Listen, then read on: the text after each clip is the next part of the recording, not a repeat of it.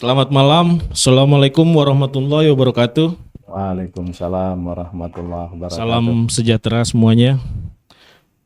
Ini kita jumpa lagi pemirsa Mulhandi TV di kediaman yang berulang kali menjadi tamu kita, Kanda MS Kaban. Selamat malam Bang Kaban. Malam, alhamdulillah. Mudah-mudahan nggak bosen menjadi teman diskusi kita. Ini kita ada topik nih yang lagi seru ya. Topiknya memang langsung kita utarakan, yaitu tentang Anies sedang diusung dan dijegal, isunya ya, dijegal, dan kemudian Nasdem ke depan. Mungkin saya mengawali dengan sebenarnya kalau ngomong pencapresan, itu yang pertama adalah Rakernas Partai Gerindra mengusung Prabowo. Cuman yang menarik ini ketika Anies Baswedan yang sempat ya istilahnya karena tidak punya partai akhirnya mendapatkan tiket pencapresan dari Partai Nasdem. Tetapi kalau kita sebelum memulai diskusi, saya ingin sedikit mengintroduksi bahwa Nasdem sempat mencalonkan di dalam Rakernasnya juga 3 calon. Satu ada Pak Andika, kedua ada Pak Ganjar, dan ada Pak Anies Baswedan. Mungkin sudah ditanyakan oleh 3 orang tersebut, dan akhirnya Partai Nasdem memunculkan Anies Baswedan. Mungkin kalau kita lihat ya, itu Andika itu mungkin karena masih terbentur menjadi panglima, mungkin di situ sehingga akhirnya agak mungkin sedikit susah untuk bicara terlibat menjadi capres. Mungkin ini pandangan saya ketika Nasdem tidak memilih Andika, atau mungkin Ganjar yang masih ragu antara keluarga dari PDIP atau tetap dari PDIP. Nah, sehingga mungkin pilihan yang terbaik menurut Nasdem itu adalah Pak Anies Baswedan. Cuman saya tergelitik ketika Pak Surya Paloh mengatakan bahwa ini momentum hari baik kan gitu. Saya telaah dan saya baca gitu sedikit sebelum podcast dimulai. Karena Pak Surya Paloh ini bos media, maka pikiran komunikasi ya, pasti komunikasi politik. Dia seorang pengusaha media dan seorang tokoh politik. Saya mengawali dengan misalnya begini. Ada satu teori politik itu istilahnya cocktail party Bang Kaban. Walaupun cocktail party ini mungkin lebih familiar dengan kebiasaan orang barat. Cocktail party ini semacam minum wine dicampur jus buah, minum-minum agak alkohol ya. Tetapi disebut teori politik komunikasi muncul tahun 53 Bang Kaban. Jadi teorinya itu bunyinya begini. Ketika manusia itu banyak sekali persoalan-persoalan yang mendera, ada satu teori politik disebut cocktail party, itu boleh dibilang membuat fresh kan gitu. Nah, tentu fresh ini dalam pengertian politik ya. Kalau kita lihat misalnya yang gampang tarik mundur, BBM naik kan gitu. Masyarakat disibukkan dengan isu sempat BBM naik atau mungkin isu Sambo. Dan kemudian terakhir yang paling menyedihkan pada kasus musibah sepak bola kita.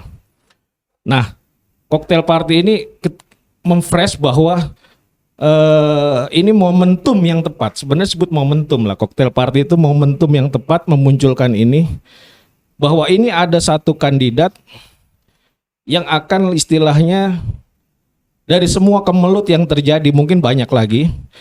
Ini seorang pemimpin, calon pemimpin yang bagus, dan cocktail party ini diharapkan di satu momentum yang pas yang ketika itu menjadi viral kalau bahasa sekarang. Maka dia memunculkan di saat memang tepat. Bahkan terakhir kita lihat sebelum ada pengusungan capres Pak Anies, sebelumnya terakhir itu ada dukungan yang paling menarik buat Anies, yaitu dari Ketua Umum Pemuda Pancasila, bahwa Yapto kemudian memberikan sinyal supaya kawan-kawan pemuda Pancasila mau mendukung Anies sebagai pemimpin masa depan. Mungkin gini Bang Kaban yang menarik. Kira-kira teori Pak Surya Paloh ini tepat nggak bahwa ini akan bisa membuat viral dan kira-kira daya dorongnya ini bisa masuk karena kita tahu bahwa cakupan Indonesia cukup luas dan sekarang memang tingkat medsos sangat tinggi. Jadi koktail party itu harapannya bisa menjadi angin segar, nah gitu loh, angin segar yang ini adalah momentum tepat memunculkan Pak Anies Baswedan. Ini menurut pandangan saya, kenapa Nasdem tadi pagi mencapreskan Pak Anies Baswedan. Gimana kira-kira Bang Kakban? Sebelum teman-teman yang lain. Sebagai tokoh politik juga nih. Tepat nggak kira-kira itu? Ya, alhamdulillah, terima kasih. Kita bisa bersilaturahim pemikiran. Nah, jadi silaturahim pemikiran ini untuk kita bisa lebih berdialog, lebih bisa mendiskusikan yang kita anggap memang penting untuk ditelah secara bersama. Saya sebetulnya masalah pencapresan ini tidak terlalu menjadi perhatian, ya. Tapi dari judul atau topik yang tadi disampaikan, saya ingin lebih pada mengusung dan menjegal, ya. Mengusung dan menjegal terhadap kandidat atau calon presiden. Nah, ini menurut saya perlu kita diskusikan. Kenapa? Ada bahasa mengusung, ada bahasa menjegal. Nah, kalau kita istiqomah, kalau kita konsisten dengan spirit demokrasi, ya. Nah, demokrasi itu dia harus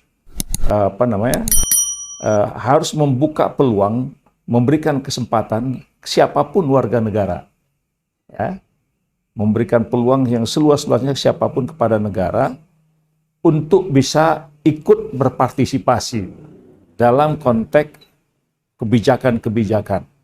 Nah, jadi demokrasi itu memang begitu, dia memberi peluang kepada siapapun. Nah, untuk mengusung, ya,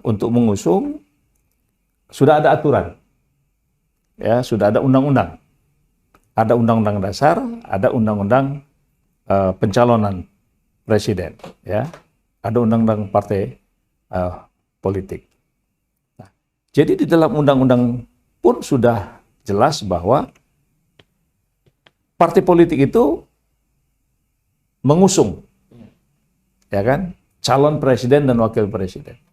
Atau beberapa partai-partai politik pun dia mengusung presiden dan calon presiden. Nah, kalau bertitik dari ini, maka semua harus diberi kesempatan. Ya, semua harus diberi kesempatan untuk mengasung calon presiden. Nah, logikanya adalah semakin banyak kandidat atau calon-calon presiden itu, pilihan itu semakin luas. Nah, dan pertimbangan untuk memilih calon-calon presiden itu akan jauh lebih rasional lah. Saya kira itu kalau konteks mengusung.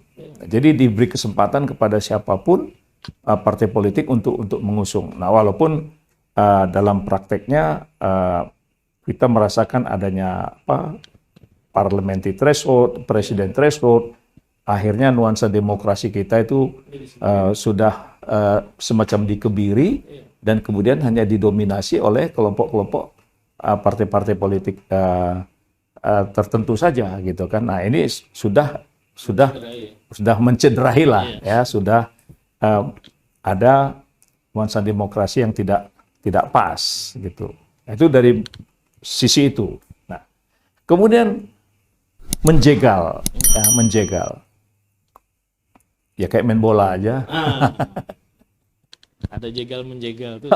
Suasana nggak fair itu Ya, berarti kan. jadi menjegal itu kan sliding tackle kalau dalam dunia bola ya, main sepak bola gitu kan. Walaupun keributan di Kanjuruhan Malang itu bukan persoalan jegal menjegal gitu kan. Itu persoalan Gas air mata. Sikap aparat berlebihan. Jadi kalau kita lihat dari bahasa menjegal ini, pertanyaannya, kenapa harus dijegal? Ya, apa alasan untuk menjegal kalau persyaratan itu sudah terpenuhi? Ya, jadi persyaratan seorang warga negara Indonesia yang menjadi pilihan partai politik itu, dia memenuhi persyaratan yang didukung oleh undang-undang. Pertanyaan, kenapa dijegal? Jadi satu sisi kita sangat terbuka dengan bahasa mengusung, karena itu adalah demokrasi, ya kan? Tapi kalau ada kata-kata menjegal, nah ini menurut pendapat saya ini perlu kita diskusikan, karena di sini berarti ada nuansa-nuansa. Kalau dalam bola tidak fair play. Jadi sudah ada permainan curang. Nah, walaupun dalam kata KSB. bukan kata KSP, KSP. Muldoko, bahwa kecurangan itu bagian dari demokrasi. Nah, itu. Ya kan? Jadi apakah demokrasi plus kecurangan itu mau diterusin dengan bahasa menjegal-menjegal ini gitu. Nah, yang jelas menjegal itu tidak fair. Menjegal itu tidak sehat. Nah, ini berbahaya untuk Tapi kan demokrasi. dalam bola boleh Pak menjegal. Dalam main bola Nah, mentekel itu. makanya satu sisi kita mengatakan demokrasi. Demokrasi itu kan ada etikanya. Nah, demokrasi itu dia ada aturan-aturan, undang-undang yang mengaturnya. Dalam dunia sepak bola pun sliding, ya, mentekel, menjegal yang berbahaya itu kartu merah. Kartu merah ya. Ini belum kartu merah kan? Nah, enggak, bila perlu ya yang menjegal-menjegalnya kasih kartu merah. Ya. Sekalipun itu pejabat negara. Itulah yang paling utama. Karena seorang pejabat negara dia mengendalikan negara itu dengan sistem. Ya. Tapi kalau sudah menjegal, nah berarti ada faktor-faktor, ya dalam bahasa kita selama ini abuse of power. Ya, menggunakan kekuasaan untuk menjegal seseorang, ya ini jelas tidak fair, ini jelas tidak sehat. Nah, jadi demokrasi dengan kecurangan itu apakah mau diteruskan? Apakah demokrasi dengan kecurangan-kecurangan itu sesuai dengan falsafah kita bernegara dan berbangsa? Jadi ini harusnya kita kembali kepada idealisme kita untuk membangun negara ini, gitu. Jadi siapapun dia. Nah, kebetulan hari ini yang jadi topik adalah Anies, ya kan? Anies didukung oleh Nasdem. Nah, tapi di partai lain kan juga ada, seperti Ganjar misalnya kan. Jadi maksud saya supaya masalah jegal-menjegal ini tidak menjadi tradisi. Jangan hanya sekedar isunya pada Anies, tapi Ganjar juga seharusnya diberi peluang yang terbuka. Oh gitu Pak? Ya, harusnya Ganjar juga. Dia punya potensi, dia ada pendukung, kasih dong kesempatan. Ya, nah terkecuali misalnya kan itu sudah menjadi kode etik atau sudah menjadi aturan main internal partai, itu lain lagi. Nah, itu masing-masing partai punya ini. Tapi artinya siapapun yang mau tampil diberi kesempatan sepanjang sesuai dengan persyaratan-persyaratan dan aturan-aturan yang sudah disahkan di dalam undang-undang kita. Nah, jadi saya menggarisbawahi ke bawah, menjegal itu adalah nuansa kecurangan, nuansa yang tidak fair, dan itu berbahaya untuk demokrasi kita yang berketuhanan yang Maha Esa.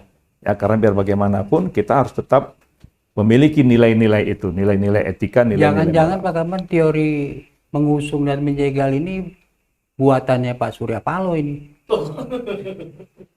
Iya kan? Kan masih panjang kan soalannya kan? Dia usung nanti dia jegal lagi kan? Bisa jadi itu. Bukan kurang kerjaan, itu akan banyak kerjaan. Edward yang jawab. Jangan itu teori dia. Makasih. Assalamualaikum warahmatullahi wabarakatuh. Kata-kata usung dan jegal ini sebetulnya siapa yang melontarkan? Kan ini kan masalah pemilihan. Dalam hal pemilihan bisa saja kata-kata itu keluar kan. Namun kan ini kan belum ada pihak yang resmi. Siapa yang menjegal?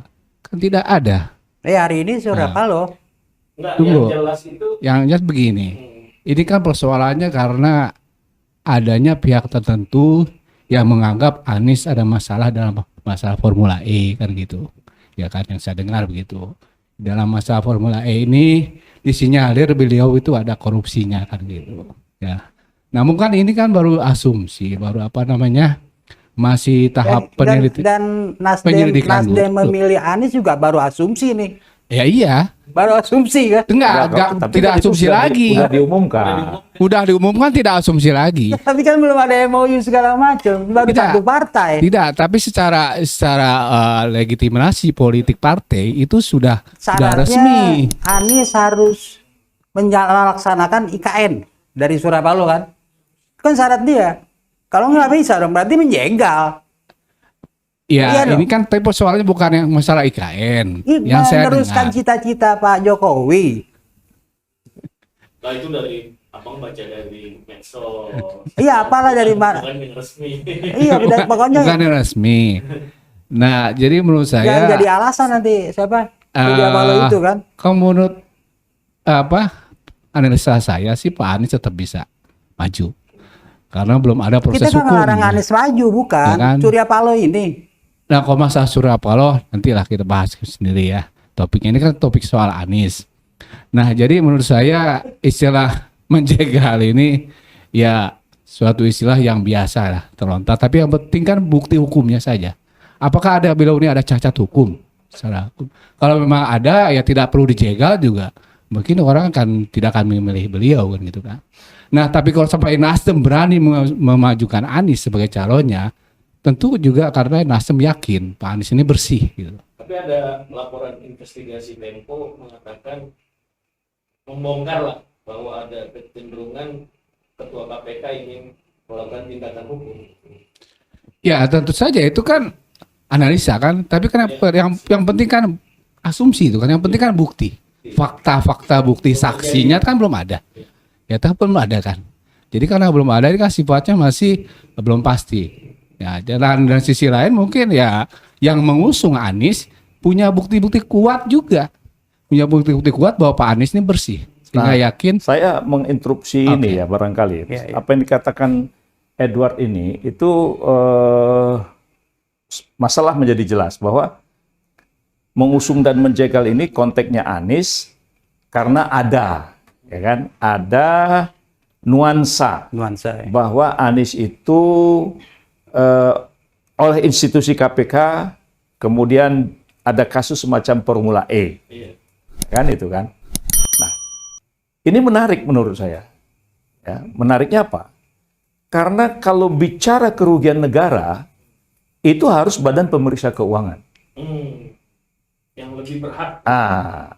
Jadi apakah Badan Pemeriksa Keuangan itu sudah melakukan semacam audit, ya, investigasi audit terhadap penggunaan dana, penggunaan uang yang merugikan negara. Nah, jadi itu ini harus clear, gitu kan? Nah, kalau kemudian KPK, ya, dengan otoritas yang dia miliki, ya, dia dengan KPK dengan otoritas yang dia miliki, kemudian dia tak peduli, ya, dia tidak peduli dengan misalnya ada undang-undang partai politik, ada undang-undang pencalonan presiden dan wakil presiden, ada partai politik mengusung. Nah, kalau ini terjadi, nah ini kan jika terjadi. Saya pikir ini salah satu bentuk permainan yang paling curang, ya kan?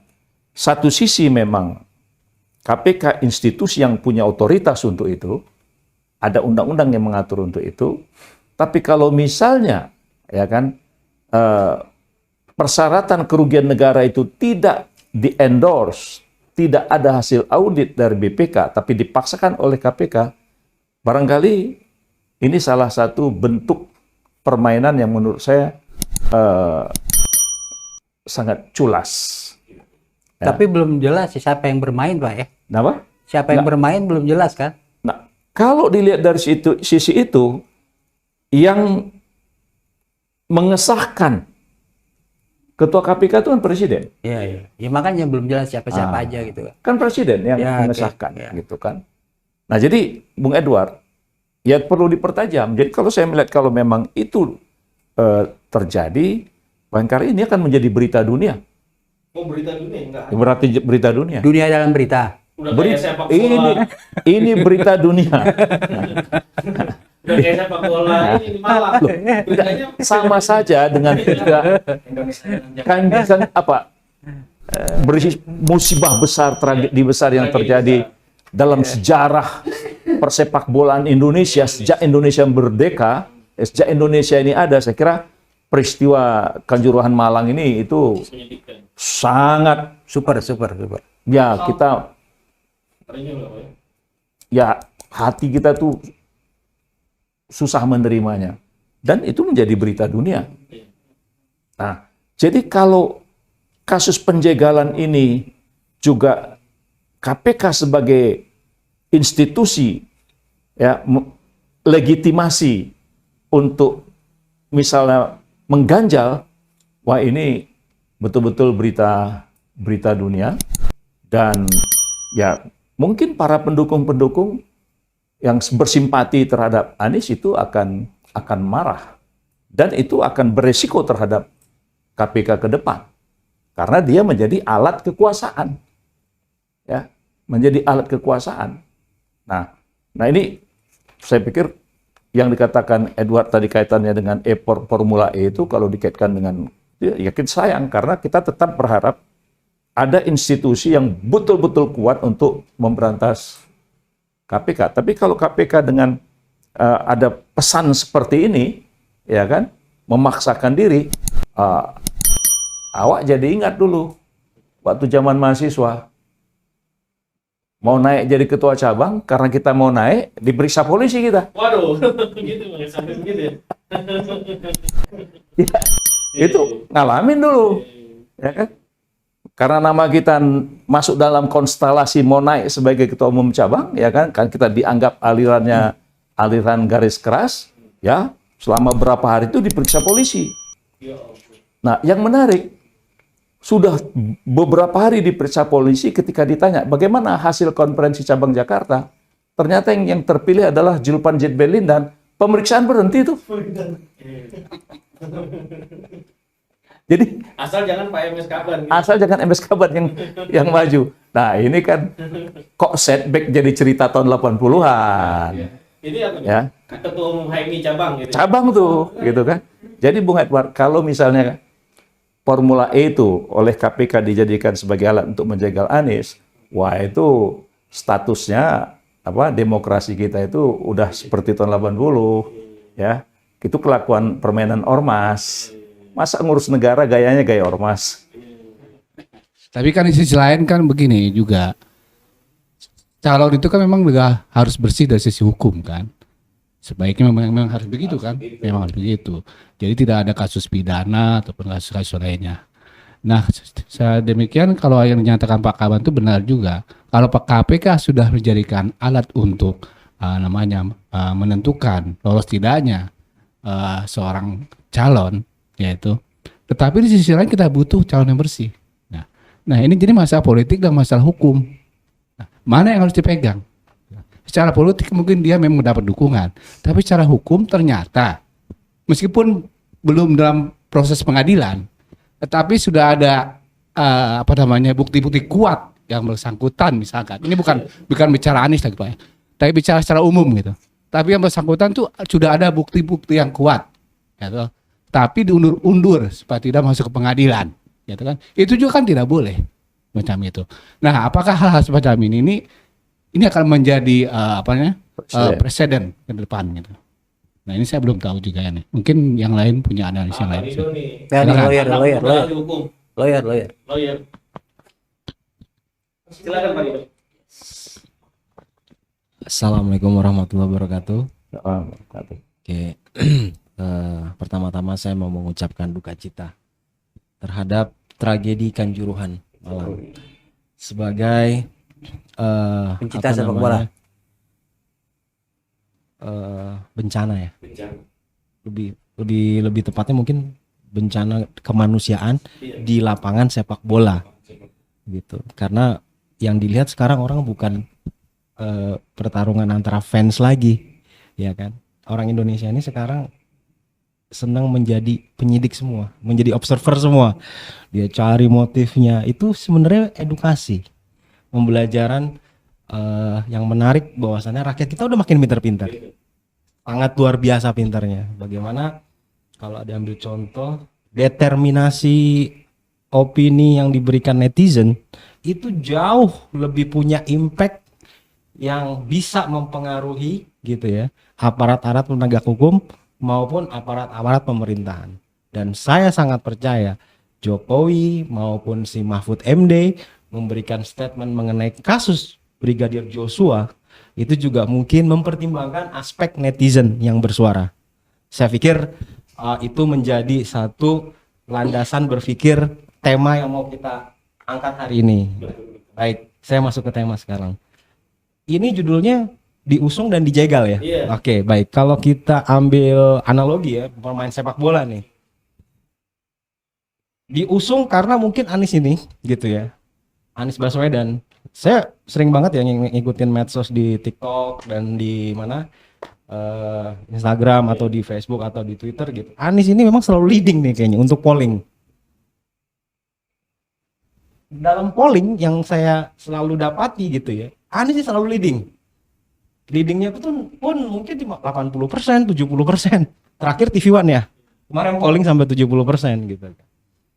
Orang yang mungkin selama ini kita tidak sangka-sangka gitu ya, bakal bisa memberikan posisi di atas gitu kan dalam setiap leading polling gitu ya. Pollingnya polling netizen loh, bukan polling survei, bukan lembaga-lembaga survei yang umum gitu ya. Tapi ini saya merasa ini fenomenal loh. Kok bisa gitu loh, orang yang mungkin di media mainstream pun tidak didukung mungkin orang ini.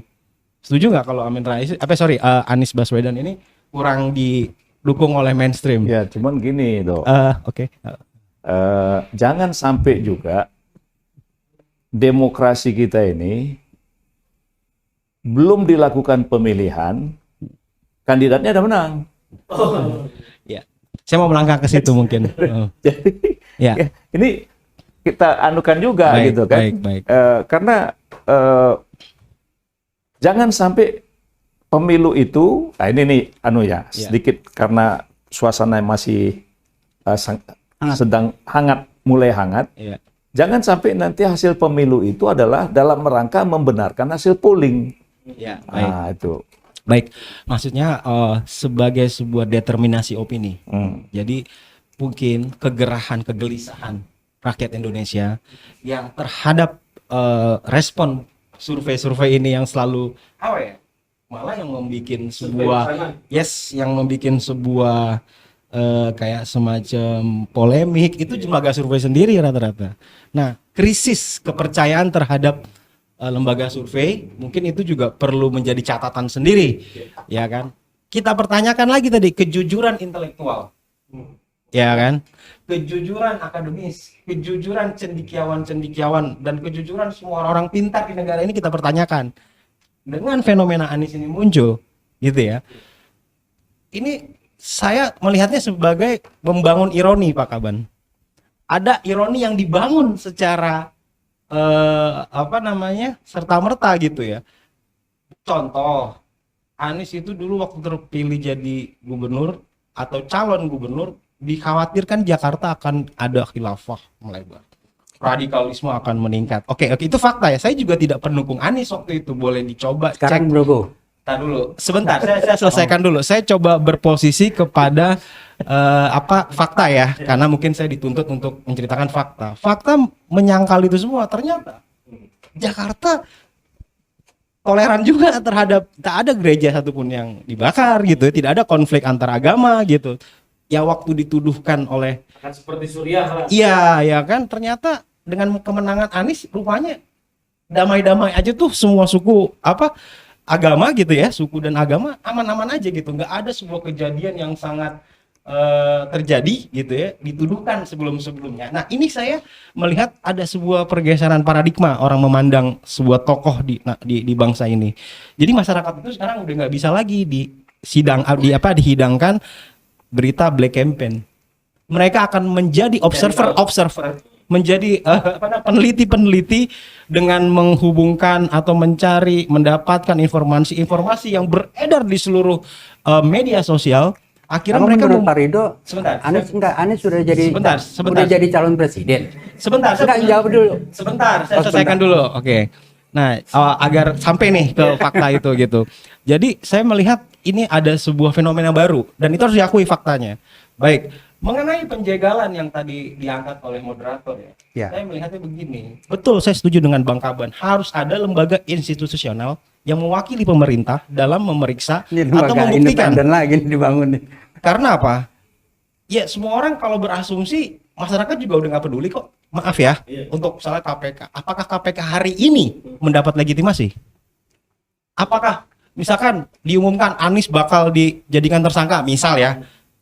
Apakah rakyat langsung begitu percaya dengan KPK yang hari ini minta maaf nih di kalangan semua masyarakat netizen, KPK hampir sudah kehilangan legitimasi, hampir. Nah, apakah semudah itu instrumen kalau mau menjegal Anies dengan pola-pola seperti itu? Saya pikir itu tidak fair. Kalaupun fair, harus dipaksakan lembaga yang tadi institusional mewakili pemerintah dalam kewenangan yang memeriksa BPKP merekomendasi ke KPK. Itu baru fair mungkin dan kita tidak akan boleh mengalah-ngalangi hal tersebut. Nah, saya khawatir justru orang yang teraniaya di negara ini itu menjadi kekuatan super. Contoh kasus dulu Megawati yang mungkin terdolimi ya di masa era Soeharto hingga akhirnya menjadi hero. Kasus SBY terdolimi di era Megawati ya kan, dia mengundurkan diri akhirnya menjadi presiden. Nah, Indonesia itu masyarakatnya sangat permisif dan Enggak, sangat yang menurut Pak Pak mengampuni. Ridho ini KPK menjegal atau bukannya Surya Paloh menjegal? Bukan. Kalau saya melihat pas bahasa menjegal ini sebenarnya sudah saya tangkap beredar di media sosial dan di masyarakat ya bahwasannya ada upaya penjegalan Anies. Bagi Oleh saya, KPK? Bagi saya Oleh KPK? tidak, maksudnya tidak. bagi opini-opini yang berkembang saya tidak bilang KPK menjegal. KPK punya kewenangan itu, tapi institusional tidak. Kalaupun institusional kita dukung penegakan hukum ini, tapi jangan lupa juga jangan tebang pilih dong. Iya dong, karena begini kasus IKTP betul tidak? Semua temuan-temuan fakta persidangan ya mohon ditinjau kembali, begitu nggak? Jadi fair dong. Jadi jangan sampai masyarakat diberikan polemik akhirnya tadi demokrasi bisa terancam dengan hal ini. Kok jadi tebang pilih? Saya di sini tidak dalam kapasitas mendukung Anies dan saya bukan pendukung Anies. Kok? Begitu. Kenapa? Nggak boleh kan? Ya, Nggak apa-apa. bukan, karena begini. Hari ini kita masih panjang 2024 gitu ya. Belum menentukan pilihan karena kita uji dulu nih di masyarakat. Kira-kira isu yang dibawa kenapa Anies perlu dijegal? Apakah dia kalau di analogi sepak bola sudah mengancam gawang pertahanan lawan? Apakah dia seorang striker kayak Maradona yang memang atau Messi yang harus dijegal secara keras? Belum dia. Belum Pak. Belum kan? Belum. Ya.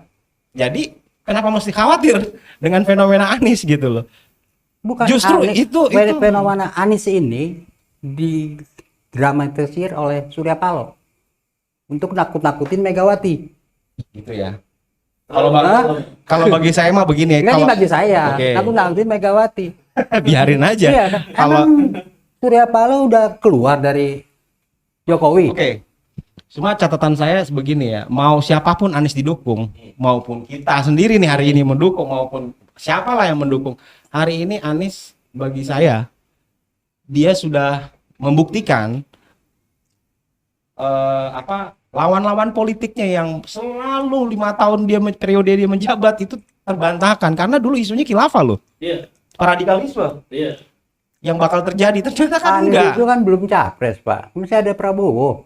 Masih ada Ganjar. Bukan isu di Jakarta dulu Oh, kan itu. seperti itu, bakal jadi begini, bakal yang syariah dulu. lah, bakal Itu yang dulu itu. Iya, ternyata tidak terjadi kan, gitu. Dan itu satu catatan penting yang memang harus masyarakat ketahui.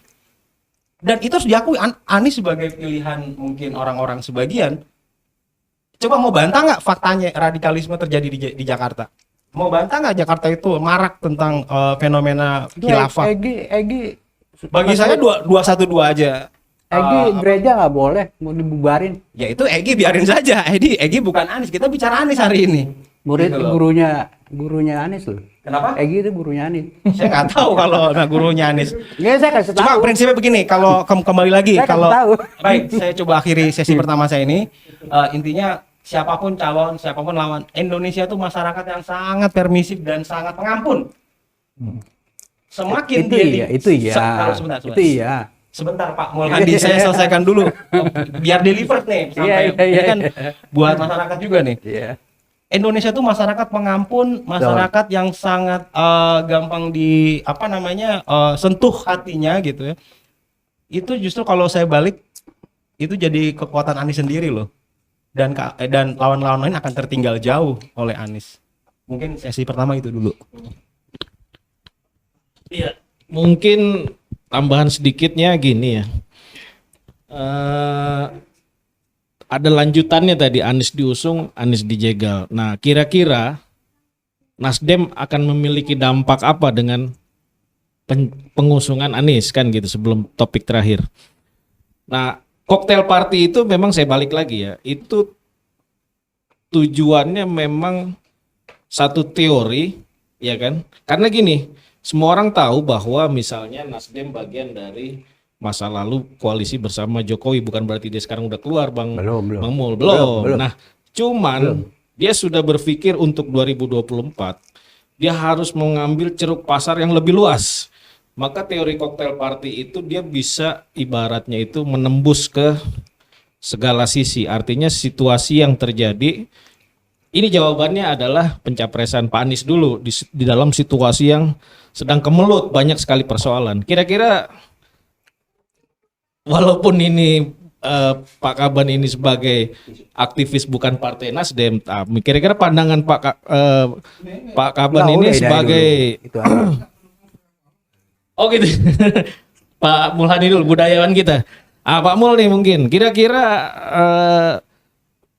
Nasdem suaranya akan bisa tambah luas atau justru merosot dengan pencapresan Pak Anies? Alasannya gimana nih? Jangan like and dislike gitu. Merosot Teorinya gimana? Teori budayawan atau teori apa? Karena mendukung Anies. Karena mendukung Anies. Ya apa? Kenapa sebabnya? Alasannya.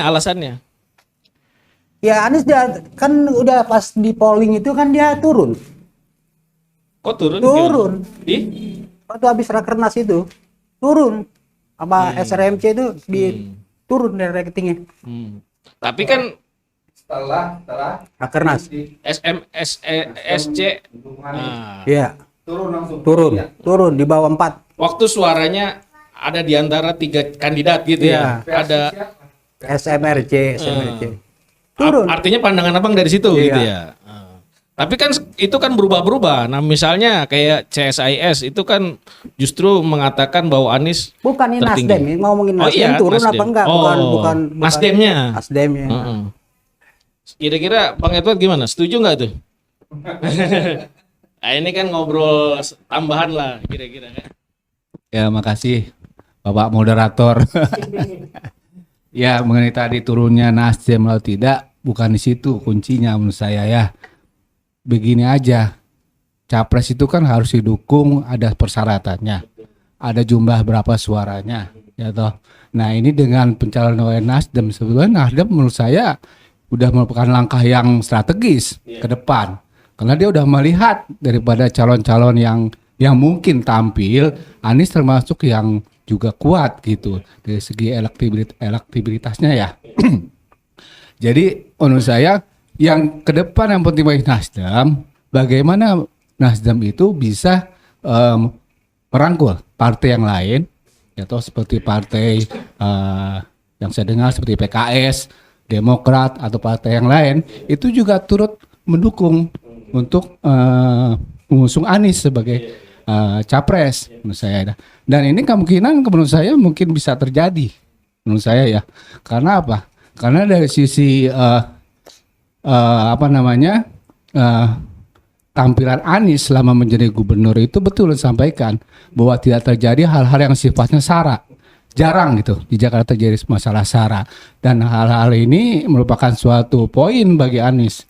Bagi Anies dia untuk bisa menunjukkan bahwa selama kepemimpinan beliau itu dia sudah cukup berhasil. Ya loh. Dan ini sebagai poin untuk kelanjutan ke depannya. Saya kira begitu, bukannya Nasdem nanti turun, Nasdem bakalan naik menurut saya. Jadi beda dengan Pak Mulhadi. Beda sama Terima kasih. SMRC. Iya. Gimana nih Pak Kaban? Kan ada tokoh Partai Umat, Pak Amin Rais pernah mengatakan bahwa Anies itu harapan untuk menyelamatkan bangsa. Kira-kira Pak Amin ini kan tokoh pendiri Iya, Partai itu Umat. ngomong 3 tahun yang lalu itu. Oh, Bukan baru-baru ini. Atau gimana kira-kira Pak Kaban dengan fenomena Pak Anies ini, kira-kira ada dampak nggak kira-kira? Ya artinya kan nggak sendiri ya Pak Edward ya. Artinya untuk menang presiden kan butuh koalisi-koalisi gitu. Atau kira-kira gimana Pak Kaban? Ya, jadi kalau saya melihat bahwa dalam konteks Indonesia ini masalah pencapresan itu berilah kesempatan. Beri kesempatan pada seluruh kekuatan-kekuatan partai politik untuk mengusung.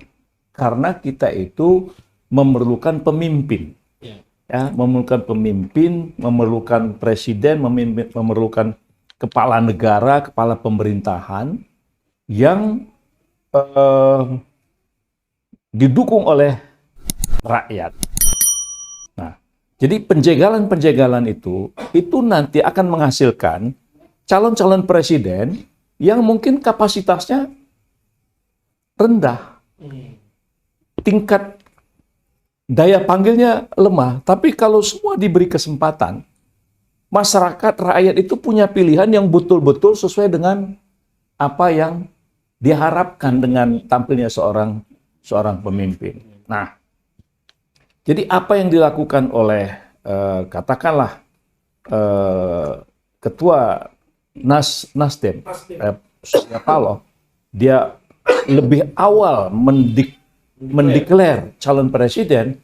Saya pikir itulah kejelian berpikir, pengambilan keputusan oleh Nasdem.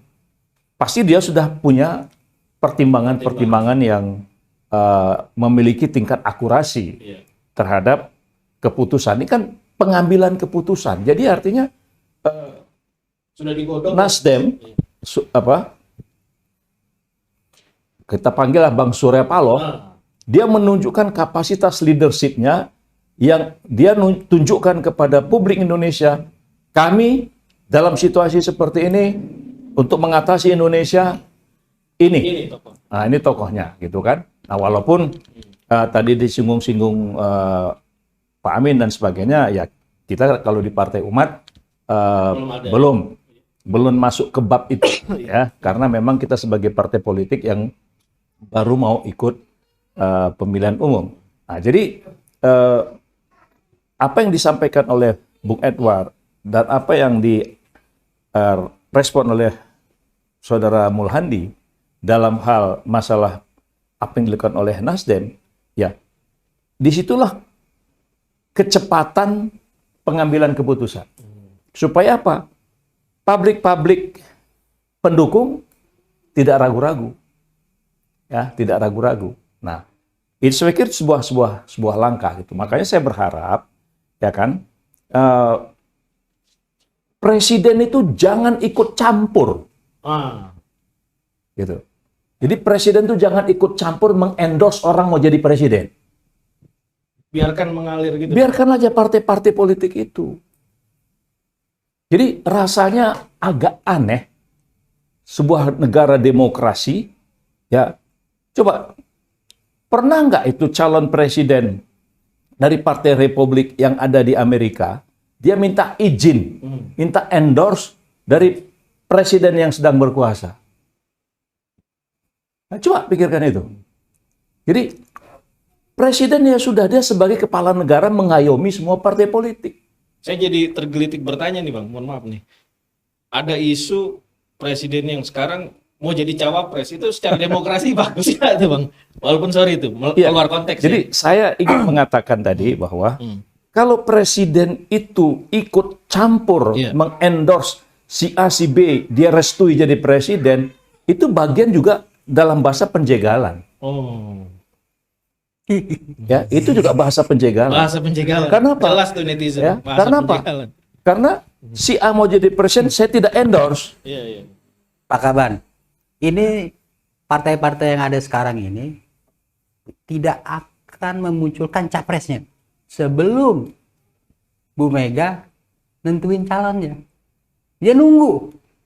Dan jangan-jangan Bu Mega juga nunggu Jokowi kan? Nah, yang kata Itu Pak bahasa Kaban tadi feodal kan? tuh. Bahasa saya tadi, Iya kan? Nasdem, Bang Surya Paloh, dia menunjukkan kapasitas leadership-nya. Iya. Nah, leader itu kuncinya adalah di pengambilan keputusan. Betul. Nah, jadi Surya Paloh menunjukkan kapasitas dia sudah baca situasi itu dengan semua informasi, dia ambil keputusan. Padahal kan masih jauh. Oh, masih jauh. Tapi dia sudah berhitung. Dia sudah berhitung. Seharusnya kan Tapi kalau nungguin tadi Mega disinggung- kan? Kalau tadi disinggung Mbak Mega, ya itulah Mbak Mega. Iya. Ya kan? Kalau makin tua umur itu kan makin lambat. Ya kata Pak Kaban itu kan tadi dia nunggu Mega, nunggu Jokowi. Iya. Mereka kan nunggu Jokowi, nunggu Mega kan? Betul. Jadi orang itu kalau udah makin sepuh, Iya, iya. ente juga nanti suatu saat makin sepuh. Sekarang masih muda. makin bertambah umur, Iya. itu makin lambat manggil keputusan. Iya, iya, iya. Nah, di negara demokrasi dengan multi partai, lalu calon presiden minta restu presiden yang berkuasa, menurut aku tuh naik. Tapi faktanya hari ini seperti itu ya Pak? Nah, itu yang harus dihindarkan. Itu. Bisa nggak dihindarin ya? Kan ini masalahnya kan? Kita sebagai bagian yang peduli terhadap demokrasi, harusnya Presiden Jokowi itu lepaskan itu. Dia harus ikhlas, ridho siapapun yang akan menjadi Presiden Republik Indonesia. Nah, pertanyaan tadi, bagaimana kalau Presiden jadi cawapres? Loh, itu nggak ada tuh. Kan? Nggak mungkin itu. Nah, ini kalau dilihat dalam bahasa eksplisit perundang-undangan tidak ada larangan. Iya. Ya. Tapi kalau kita kembali merenungkan pasal-pasal itu secara jernih, ya, seharusnya pemikiran seperti itu pun nggak boleh muncul. Karena pemikiran seperti itu hampir identik, walaupun nggak sama persis, dengan perpanjangan presiden 3 periode. Itu. Ya, kenapa? Karena ketika presiden berhalangan, ya kan, wakil presiden. Nah, jadi kalau mantan presiden dari calon wakil presiden, nah, tiba-tiba presiden yang terpilih itu, ya kan, tiba-tiba sakit perut, ya, mati, ya kan, langsung dia jadi presiden, 3 kali jadi presiden.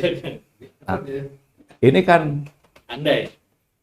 berasumsi. Jadi secara etik, secara etik harusnya pemikiran seperti itu Tidak ada. jangan muncul lah, gitu kan. Tapi Jadi- apa benar itu Pak? Partai-partai itu tetap menunggu capresnya dari Mbak Mega atau Jokowi. Pertanyaan apa relevansinya? Apa relevansinya? Apa urgensinya? Orang toh undang-undang mengatakan presiden dan wakil presiden itu diusung oleh partai politik atau gabungan beberapa Kan ada partai yang lemah, Pak. politik. Partai politiknya ada yang lemah. Nah, Faksi-faksinya itu. persoalan lain. Tapi Iya. yang jelas dia mau ngambil keputusan cepat atau lambat urusan Oh dia. iya, kalau Nasdem ya dia cepat kan ya kan Pak. Iya. Ini yang lain-lain kan belum tahu nih KIB segala macam kan. Inilah saya katakan tadi, partai-partai politik pengusung itu ngapain menunggu endorse presiden? Nah itu.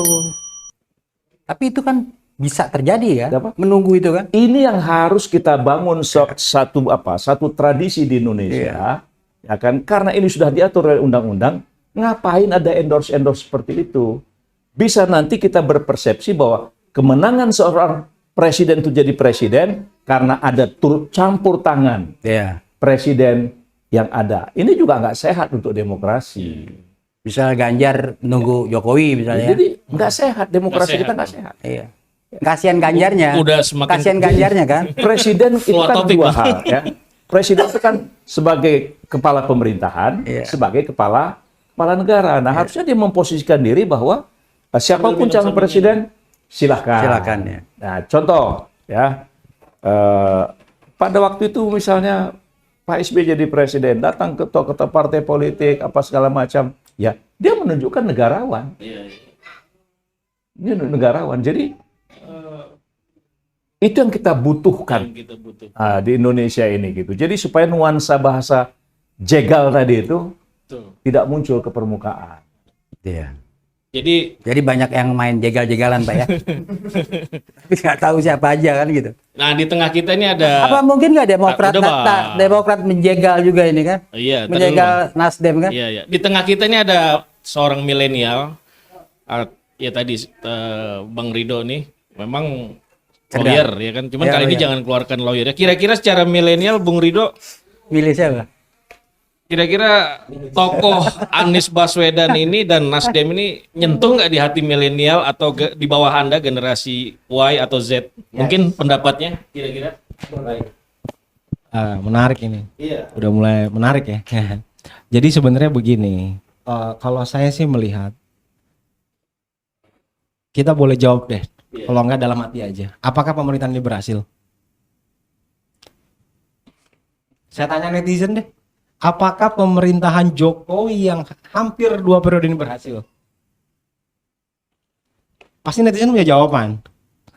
Dan ibu-ibu di pasar, pedagang-pedagang, ojol-ojol, ojek-ojek gitu, dengan pemerintahan yang ada ini berhasil. Jujur, tanya dalam hati. Jujur. Kalau saya sih merasakan gitu ya.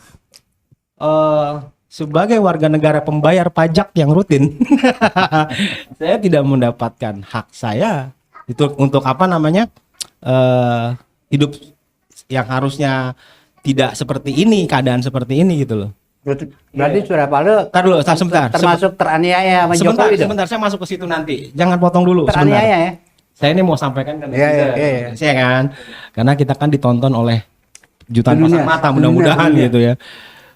Jadi siapapun orang yang diusung orang gagal, sebuah organisasi gagal, apakah mendapat legitimasi dari rakyat? Itu pertanyaan saya. Karena begini, saya tidak pernah merendahkan kapasitas intelektual rakyat Indonesia hari ini loh. Mereka 2 tahun dihajar pandemik gitu ya.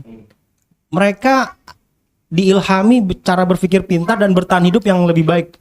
Dan saya percaya masyarakat Indonesia hari ini sudah bisa menentukan gitu ya, calon-calon yang mungkin menurut mereka baik. Hubungannya dengan partai politik tadi, proses partai gitu ya. Memang langkah Surya Paloh gitu ya sebagai pimpinan partai menurut saya ini berani dan nekat. Kenapa saya bilang berani dan nekat? Pemilu masih 2024 gitu ya. Tapi mereka berani. Itu yang masalah berani itu hari ini nggak dimilikin. Akuin aja. Hari ini partai-partai tidak punya keberanian berbicara, itu benar loh, itu salah loh. Ada yang berani nggak kira-kira hari ini? Nah, makanya tadi saya hampir sepakat ya dengan Bang Kaban. Surya Paloh punya kenekatan dan keberanian politik. Dan itu yang sebenarnya kita butuhkan sebagai edukasi. Gak, Gitu dia loh. tuh ingin menghilangkan ngambeknya Bu Mega. Persoalan nanti ada Jangan asumsi. terlampau jauh analisanya. Persoalan nanti ada ngambek atau Iya. kecewa ya, atau Ngambek. etika berpolitik yang tidak baik gitu. Itu sih persoalan lain bagi saya. Hari ini faktanya ada satu partai yang masih subuh nih, ya kan? Masih subuh lah. Udah berani mencalonkan gitu ya. Seorang yang memang baik menurut mereka. Nah, ini menjadi trigger, stimulus Tapi kenapa- bagi partai-partai yang lain. Tapi kenapa dia kasih persyaratan calon presiden, Anies lah misalkan, harus meneruskan program ada program Jokowi, program Harus- pemerintah. Ya, itu ada. Sekarang kalau kita bedah harus meneruskannya apa aja? Ya, Kan itu harus bukan ada. urusan kita. Pertanyaannya masih Surya Paloh. Lah makanya kita kan tidak mau meraba-raba pemikiran Surya Paloh. Hari ini cuman dia dengan beraninya, nekatnya partai Nasdem ini. Berani bukan nekat, berani. Iya beraninya gitu kan, mencalonkan dan mengusung Anies Baswedan. Itu kepagian. Tapi Mungkin ini paradigma baru dalam politik Indonesia. Tapi untuk menghilangkan ngambek itu tidak kebagian. Nggak, bagi saya sih masalah, maaf ya Bu Mega ya. Iya Bu Ya, Mega. hari ini tanya deh rakyat Indonesia sendiri bagaimana kapasitas seorang Megawati di mata masyarakat. Itu aja. Kalau saya tidak memperhitungkan indikator-indikator itu sih ya. Karena sekarang keadaan tuh semakin cepat berubah Pak Kaban. Oh psikologi Psikologi enggak ya? masa. Udah nggak pikirin. Ya udah bermain di level yang sangat cepat. Akselerasi pemikiran orang berubah. Tiba-tiba besok menentukan A, besok B. Gila memang ini sekarang. Ya itu mungkin akibat tadi ya. Muda seneng yang berani-berani gitu. Makanya saya bilang begini, apalagi di kalangan muda ya milenial. Wah itu kita ketinggalan loh. Akuin aja. Contoh misalkan ya. Milenial itu sudah berpikir misalkan perdagangan aja ya. Kita adu e-commerce nih sama mereka. Adu online, kita suruh jualan dengan cara konvensional, mereka dengan cara elektronik online gitu. Kalah kita Pak. Itu dalam cara bertahan hidup. Kita udah pasti kalah Pak sama orang milenial. Nah hari ini Pak Surya Paloh berani mendobrak culture yang apa ya? Menurut saya mungkin tabu ya mungkin ya dalam partai politik ya. Mungkin Pak Kaban juga punya pengalaman di partai politik gitu ya. Jadi saya merasa ini sebenarnya bagus. Fenomena ini bagus. Tadi yang saya bilang, ini negara ini sedang membangun ironi dan paradoks tentunya. Ironi selalu berbarengan sama paradoks. Nah, tinggal disitulah kemampuan kita nih sekarang mampu memilah dan memilih dan menentukan bahkan sikap kita berada di mana. Kita mau di posisi yang mana kan gitu. Karena kita ngomong seperti ini, tetap kan kita ingin ada posisi. Nah, posisi kita seperti apa? Gitu. Apakah kita terus ikut dalam penggiringan opini misalkan, atau ikut dalam opini yang tidak populer atau opini yang populer. Betul tadi Bang Kaban. Kita harus berani pisahkan terminologi antara penguasa dan pemimpin. Itu dua kata yang berbeda loh, penguasa sama pemimpin. Saya hari ini kalau saya punya presiden, tapi saya tidak punya pemimpin. Karena pemimpin itu taking risk. Gitu loh. Terus melindungi rakyatnya, that's pemimpin. Tapi kalau penguasa, ya terjemahkan sendiri. Gitu loh. Makanya saya hari ini melihat terminologi presiden itu saya tafsirkan dalam dua kata, penguasa atau pemimpin. Hari ini kita dipimpin oleh seorang pemimpin atau penguasa nih. Karena dua kata itu menurut saya menarik gitu loh. Nah, Pak Surya Paloh memberikan contoh yang bagus. Dan saya harus akui, dia taking risk, dia ambil risiko partainya gitu ya, dengan mengusung Anies yang mungkin menjadi ancaman, sampai ada istilah kata jegal gitu kan. Itu justru menjadi apa ya? Yang ditakutkan Bang Mul. Ya ironi, dan ironi itu akan menguntungkan orang-orang yang berani. Hari ini orang jadi penentuan antara orang berani, orang yang ragu-ragu, dan orang yang penakut. Nah, kita ingin pilih di porsi yang mana, gitu kan? Tapi saya yakin masih ngambek nih, teori ngambek aja nih. Dukung Anies gara-gara ngambek. Kamu diambekin Mega. Sebenarnya dia nggak dukung Anies. Kita boleh taruhan sejuta kan? Kalau si itu kan pakai satu mobil. Enggak benar juga. Artinya faktanya. Kan belum Pak. Belum Pak. Bukan. Faktanya Nasdem sudah mendeklarasikan kepada publik. Betul. Mbak Pelas Nasdem itu mengusung Anies sebagai presiden, gitu kan? Nah, jadi kalau bahasa ngambek tadi itu Tapi kan belum Pak. apa? Masih satu. Dia tahu satu nih. Lo nanti dia bayar PKS sama Demokrat. Nggak jadi gitu ya. Itu Bisa aja kan. itu curigation. Ya bukan ini analisa Surya Nggak, Paloh. memang gini Kita kalau ngikutin berpikir salah Surya Paloh. gini Pikiran tukang copet. gini Masa Surya Paloh bilang tukang copet. begini sekarang gini, disinilah diuji kemampuan kita dalam menyajikan, menafsirkan gitu ya, praktek-praktek politik gitu ya, praktek-praktek partai politik gitu kan, untuk kita rujuk. Jadi Surya Paloh itu hebat Pak. Untuk kita rujuk. Bukan dia nggak hebat dia. Ya, enggak, saya kira ada yang bilang tadi bahwa rujukan itu penting. Nah, jadi artinya sekarang Surya Paloh tuh dia udah nunjukin. Membuat patokan. Iya, dia udah Iya. nunjukin. Jadi akhirnya Ya, oke lah, masyarakat. itu nilainya 7 Pak. Kenapa? Nilainya 7. Dia mau bikin nilai 9 Surya Paloh itu. Tiba-tiba nggak dipilih Anies coba. Saya kasihan sama Anies. Nggak apa-apa. Kalau dia sudah declare, Nasdem dong yang milih. Itu Demokrat sama PKS. belum.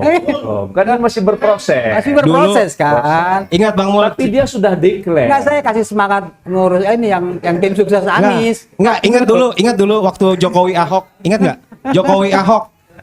Jokowi Ahok itu ya itu tadi. Udah jangan lari ke Jokowi. Bukan. Ini contoh dulu sampai opini, wah mana mungkin menang. Jokowi orang Solo di Jakarta. Iya kan? Itu meragukan loh banyak loh. Fakta loh. Makanya Indonesia itu gampang berubah, Pak. Gampang kasihan, gampang berubah, gampang Jadi terenyuh. kawan, itu Demokrat sama PKS harus dijagain, kasih tahu. Jangan sampai ditinggal kan. Jadi gitu. sebagai apa edukasi ya, sebagai edukasi dan menghentak sebuah renungan kita nih yang dalam apa namanya badai ironi lah ya. Itu penting Pak. Ya mungkin itu dulu. Mungkin kalau saya simpulkan seperti disampaikan Bung Rido tadi,